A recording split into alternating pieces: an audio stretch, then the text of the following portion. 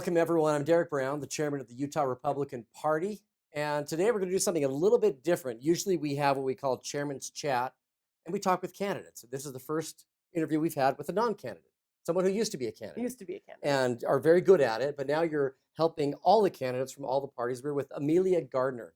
Amelia is the Utah County Clerk / Auditor. Yes. Some counties just have a clerk and an auditor. They're different positions. Utah County, it's both. Absolutely. And so Amelia has been just doing amazing things in Utah County. The clerks generally tend to kind of do the things they've been doing, and they have their systems and ways of doing things. And Amelia, I think, has been single-handedly pushing the clerks as a group into the 21st century, maybe kicking and screaming a little bit, but using technology to say, look, there's new ways to do things. Yeah. And this is really important this year because ballots, mail-in ballots, this is a big issue. Yes. And everyone's talking about it, including, of course, the president. And the reason we're having the county clerk here with us is because today is the day that ballots go in the mail. So 3 weeks exactly before the election, by statute, ballots drop in the mail. So all of you watching this will probably get your ballots. How long does it take? A day? A day or two. If you Maybe don't have them two? by Friday, call your county clerk. Yeah. So be sure when you get them to turn them in. And my understanding is, like, how many people turn them in immediately? About 20%. 20%. And the rest, like, I'm assuming you get a bump right at the beginning. Yeah.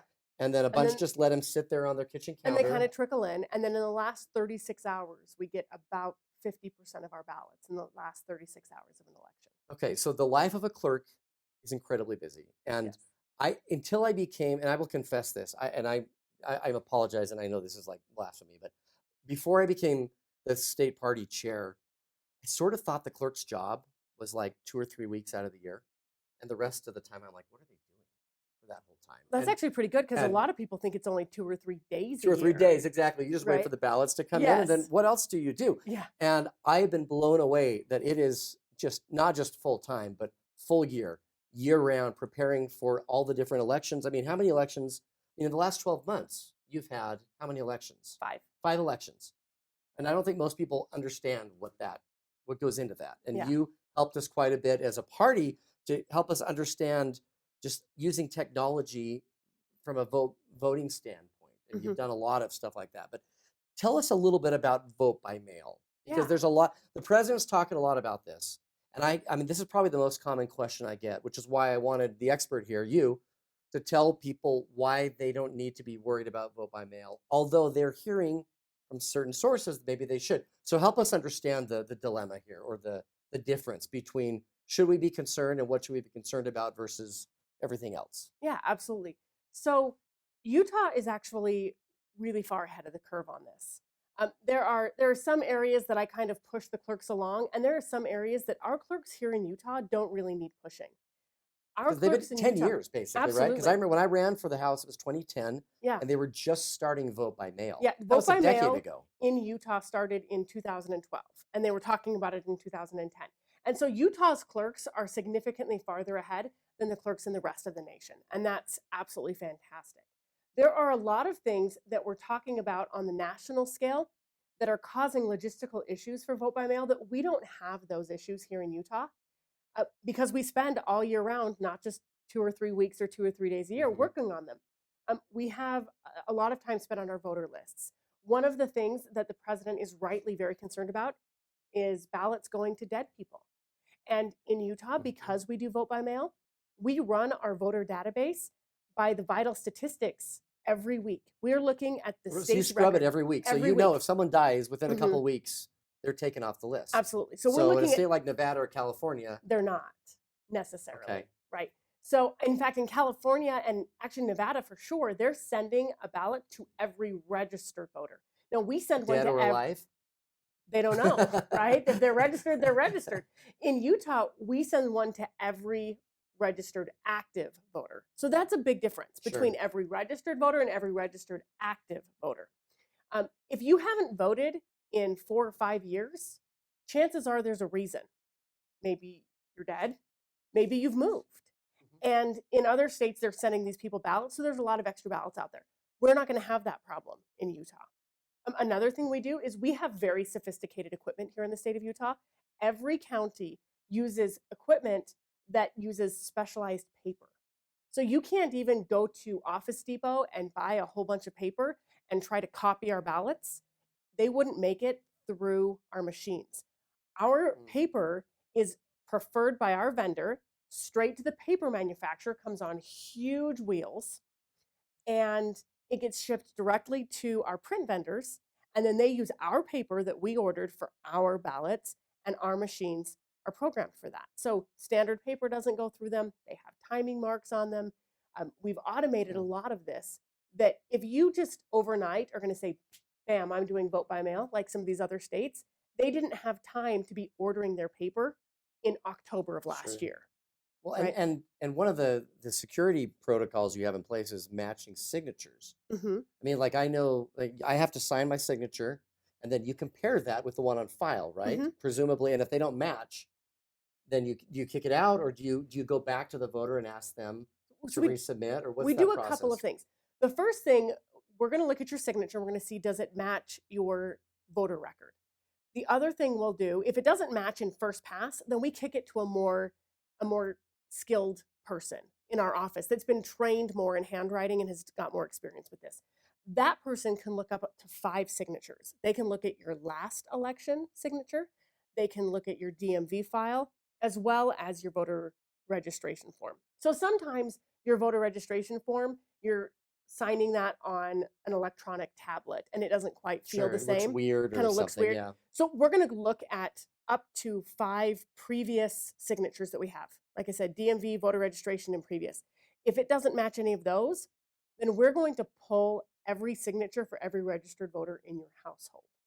We're looking to see if maybe you and your wife accidentally swapped envelopes. Maybe you were Oh, sitting at the interesting. So if we table. swapped envelopes, would you let that go We, through? If we you went, okay, if we they went just one for swapped, one, it's it's okay. exactly right. If we can verify that it's one for one, if it's like, oh, he signed hers and she signed his, and we can verify a one for one swap, we're just going to send those on So through. this is a level of sophistication that a state, you've been building this up now for Absolutely. a decade. The state like Nevada or California, some of these others just Yeah, don't have this. And so the concerns really, when it comes to Utah and vote by mail, there's no concerns. there I really mean, aren't. and in fact, we just had the largest primary general election in history. Hmm. And did we have any of these concerns? We didn't. And if you, the other thing that someone asked me is, well, how do I know where my ballot is? Once I put it in the mailbox, how do I know if it ever arrives? And Yeah. what do you answer to that? You can go online, Lieutenant Governor, vote.utah.gov. You can go through and you can actually track your ballot. So you put in your information and it Mhm. tells you And it tells you if where it it's been is. received. It tells you if it's been counted. So if we've received it, but we can't verify your signature, that's the other thing. Utah, as a rule, if your signature gets rejected, we inform you. We send you out what's So called you a still have cure a letter. chance. Okay. You still have a chance. In my county, we're going to send you an email and a text message and a letter. So you've got an opportunity to come back and make that right before we canvas the election and make that Interesting. election final. So I don't think most people understand what goes into this process. I mean, and the reality is you have the president who's has expressing his concerns Mhm. about some of these other states, and they're legitimate concerns. If you're Absolutely. telling me, and what's interesting is I get calls from the East Coast media all the time about this issue. What they're trying to do is get me to say something positive about Utah's vote by mail, so they can then use that against the president. Say, well, Yeah. the Republicans in Utah say it's great. What's your problem? And what they're not understanding is, I think, what you're telling us. It's Utah. We have these safeguards built in. Mhm. Other states don't. Yeah. And what President Trump is really talking about are those states, not states like Utah. Yeah, in Utah, not only are we one of the best in the nation in vote by mail, but we're one of the best in the nation, period. Uh, National studies have come out and shown that Utah has one of the securest election systems and elections processes in the nation. And that includes vote by mail. And it's Yeah. very secure. Couple of things. I know that I think it was in New York or New Jersey, 1 out of every 5 vote by mail ballots was rejected because the signature didn't match. Well, in our state, we already have a process for that. We send out a cure letter. We let people know their signature didn't match and give them a chance to fix that. In Nevada, they're sending ballots to dead people. We try not to do that by running our list weekly by the vital statistics and the obituaries. We've taken a lot of these very valid concerns that our president has, and we've already implemented them in Utah because we've been Yeah. doing this for a decade. Well, and also mention really briefly the fact that we there are certain individuals voting electronically in this election. You know what I Yes. mean? That's actually very cool and very cutting edge and kind of Yeah, 21st absolutely. century.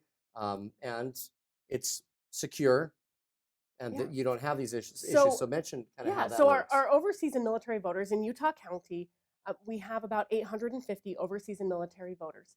And right now, the ways that people traditionally can vote when they live overseas or in the military are by snail mail or by email. And I found problems with both. Snail mail, right now, there's over 100 countries that we can't get snail mail in and out of because of COVID. Not only that, but oftentimes our military men and women serving overseas don't have that opportunity. I found it very interesting that we lowered the voting age to 18 because we said if a man can die for his country, he should be able to vote. And then we're still using the same process that we used in the Civil War to allow military men and women to vote. Right. I found that very Yeah, interesting. And they oftentimes don't get that snail mail ballot. The other option is email. And when they vote via email, they waive their right to a secret ballot. We see their ballot, we see their name on the email, and it's not secure. We have no way of knowing that they're actually the one who sent that email. So in Utah County, we've implemented the same system that you used for the state convention, the Votes mobile voting app, and we use that for our overseas and military and disabled voters. We've already sent out over 850 votes uh, ballots by app. We have over 80 of them back already. So our men that's and great. women serving in the military, they have a secure, secret, safe way that they can I vote. love it. And I don't think people realize that if you're disabled, so there are people in Utah Yes. County who are disabled who don't have to physically fill out, Yeah. the ballot, but have another option. In fact, there was someone that voted in the Republican, the convention, used the app. It was a guy who was blind, and afterwards he sent an email to us that just said this was the greatest voting I've ever had. I mean, because not only could I sort of see all the information online, but I was able to have it right there, Hmm. walk through, submit it. It was secure, and it was very well in terms of being accommodating for someone who has disabilities. Yeah. If He you just think said it about was it, amazing. if you have a disability, your personal device is already catered to your personal disability. And It's true. recognizing that if you have a disability and you've got a device that helps you get through life, allowing you to vote on that same device, not only does it allow you to cast a ballot, but it allows you to do it independently and with integrity. So you don't have to ask somebody to cast your vote for you. You can do That's that great. yourself. Now, let me ask you a quick question. Leading up to election day, maybe this is an awkward question, but I'll ask it anyway. What keeps you up at night? Like what if you're a county clerk, what are the things you lay in bed? I'm sure there's things that you lay in bed at night and go, oh, what if that happened? What if that happened? I'm Yeah. a party chair. I do that anyway. But Yes. what do you do? What are the things that Okay. concern The you about number one election night? thing that keeps me up is the idea of really long lines. Well, 2 years ago, Right? Utah, I mean, I was you were elected. not the county clerk 2 years ago, Exactly. but Utah County didn't have a great track record 2 years ago. Absolutely. I truly think that long lines is a form of voter suppression. If there's a line that is so long that somebody can't stand in it because they can't afford a babysitter for that long, then that's voter Well, suppression in and my you had mind. long lines in Saratoga two Absolutely. times ago, and that Yeah. was Mia Love's home turf. And Hmm. is it possible that 692 voters may have not voted for Absolutely. her because they pulled up, saw the long line, and went, And it wasn't just not going to Saratoga, do it it. was Eagle Mountain, Saratoga Springs, and Lehigh. I That mean, whole we had area. it I in mean, all that may three have been the areas. deciding factor Yeah, it in the absolutely could have been. congressional race. So long lines are what keeps me up at night. That's the number one thing. I mean, we've got an airtight system right now. We just had the Department of Homeland Security in my office on Thursday doing a complete physical audit for security leading up to this Hmm. election. Last month, we had the Department of Homeland Security cybersecurity on site doing a whole cybersecurity review with us. And we've really focused on safe, secure elections, but long lines is what keeps me That's up. okay. And can you vote in person this year? I mean, I'm sure a lot of Yeah. people that are watching are asking, wait a minute, but if we're all getting a ballot in the mail, why would there be a line? So part of the reason there's a line is because maybe you didn't get a ballot in the mail. And we've worked really hard to make sure that our voter lists are as accurate as possible so that everybody can get a ballot. The second one is maybe your kid thought it was junk mail and threw it away. Okay, If that yeah. happens, I want you to be able to vote anyway. So come So down. you just go to the Mhm. voting location, and In then you get most, another ballot. yeah, in most counties, we're actually going to print off a ballot that looks just like the one that you got in the mail. So if you have one sitting at home, but you want that experience of going to the polls on election day, fill out the ballot we sent you, put it in the envelope, come down to the polls on election day, say hi to us, and drop it in the box. Because if you wait in that line, we're literally just going to hand you the same And ballot. I'm sure people are thinking, but what if someone submits 2 ballots? I'm Th- sure you've thought of yes, that. we've thought of that I'm too. sure you've thought. That's the easy one. What's the answer? So we, in real time, before we accept any ballot, we check the voter rolls to see if you've already voted. And when we accept a ballot from you, we mark you as having voted. We will count the first ballot we get. We actually get this sometimes from some of our aging population where we mail them a ballot, they fill it out and they sign it and they put it in the mail. And then on election day, their well-meaning neighbor comes and says, hey, have you voted yet? Let me bring you to the polls. And they bring the little old lady to the polls on election day and she doesn't remember that she already voted. In which case we let her cast a provisional ballot and then we just verify that we've already counted a ballot for her. And once we verify that we And have, it's just one vote. then it's just one vote. Okay. Well, we have to wrap up, but first of all, let me ask the big question everyone's wondering. When do we get results? Like, what are you thinking? I mean, because everyone, of course, wants them by 10 p.m., on the 3rd. What do you think? If there's a wide margin on a race, you're going to have them probably right at 8 o'clock because we'll have more than half the ballots counted by 8 p.m. on election day. So if there's a wide margin, statistically, we'll probably be able to call that at 8 o'clock when we release our first results. If there's a close race, i.e. the 4th congressional district race, you're not getting results for probably about a week. Could be a week. That's no different than we've had in the last several years. That's exactly what's happened. Is then you have a recount, or it just takes a while for them to come in. And when it's so close, we have to count all the provisional ballots. We want time for everything to come in the mail. Plus, I'm expecting, if I expect half my ballots in the last 36 hours, in Utah County, that means 125,000 ballots in the last 36 hours. It's going to take me a day or two to get those So you're not going to sleep much that night, and No. neither is your staff. Neither is but my you're ready staff. for it. We're looking at potentially doing 3 shifts. That makes sense. Well, we appreciate you being here and answering some of the questions. I get this question probably more than any question is, is mail-in ballot safe? Because they've heard that a lot. And so hopefully anyone who's been watching kind of understands the distinction between the kind of mail-in ballot that we need to be concerned about and then those that we do here in Utah, and how the system is safe and secure. Someone like you is supervising that. And there are some people that maybe it's just the post office they don't trust. If that's the case, I totally understand And that. what do they do? What if I don't trust the post office? What do I do? We have probably around 100 drop boxes across the state that you can put your drop Just drive in. Yeah, drive in. Just specifically for a ballot. 4 ballots. And the only people that have keys to that are official election judges. We're the only ones who check that. If the post office is maybe where you're hung up, put it in a drop box. Well, fantastic. Well, thank you so much for coming in. Again, this is Amelia Gardner. She is our Utah County Clerk and an expert in this area, and someone who has been a sort of an innovator when it comes to ballots and elections and utilizing technology. And what was the big magazine that featured you recently? GovTech magazine. It was GovTech, that big, huge article that basically said, hey, county clerks across the country, this is the way it ought to be done. Check out what's happening in Utah County. And you're the reason. So congrats on all the good work you've done. Thank you for joining us today on Chairman's Chat. And for those of you who are getting ballots tomorrow, don't let them sit on your kitchen counter.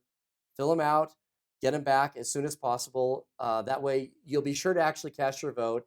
And it probably makes your job easier too, doesn't it? Absolutely. The sooner they get them in. The sooner we get it, the better. So you don't get hundreds of thousands the very last day. Yeah. So anyway, thank you so much. Thanks for joining us. Election Day is November 3rd. Did you know that Utah has been voting by mail for over a decade? The result has been more secure voting and higher voter participation.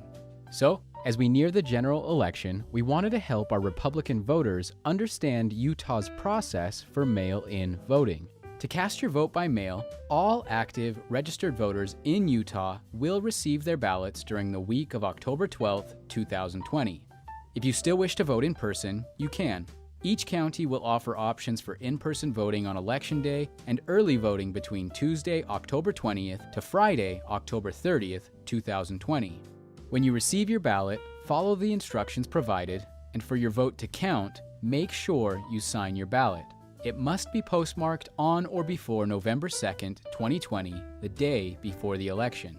You can also drop your ballot off at your county clerk's office, polling location, or a drop box in your county by 8 p.m. on Election Day. Ballots are collected by each county, the votes are counted, and the results are reported up to the state.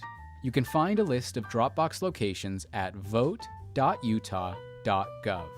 Utah is ranked number 2 in voter security in the entire country. We have a proven process that matches voters' signatures on their ballot with their signatures on their voter registration file. The signatures are matched electronically before each envelope is even opened. If the signatures do not match, the ballot is challenged. The voter is contacted and given the opportunity to prove their identity. If the identity is proven, the ballot proceeds to be counted. If not, the ballot is, quote, spoiled. Once your signatures are matched, the voter's identity is removed from the envelopes to ensure that your vote is private. Only then are the ballots opened and fed through a machine to tally the votes. Voters in Utah can track their ballots at vote.utah.gov by simply entering your legal name, date of birth, and address. If you have any other questions about voting in this year's general election, visit the Utah government website for all things voter information, vote.utah.gov.